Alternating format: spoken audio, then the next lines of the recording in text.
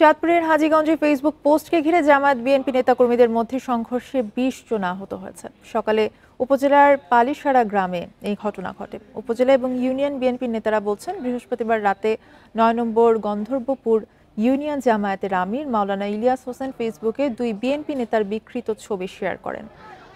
সকালে এই বিষয়ে জানতে গেলে জামায়াতের নেতাকর্মীরা তাদের উপর হামলা চালায় অভিযোগ বিএনপি নেতাদের। তবে জামায়াত নেতাদের দাবি, দুঃখ প্রকাশ করে পরে ওই পোস্ট সরিয়ে ফেলেন ইউনিয়ন জামায়াত নেতা ইলিয়াস। সকালে এ নিয়ে দুই পক্ষের বৈঠকে বসার কথা থাকলেও তার আগে বিএনপির নেতাকর্মীরা তাদের উপর হামলা চালায় বলে অভিযোগ করেন। এ বিষয়ে হাজীগঞ্জ থানার ওসি মহিউদ্দিন ফারুক জানান, অপ্রীতিকর পরিস্থিতি এড়াতে সেখানে পুলিশ মোতায়েন করা হয়েছে।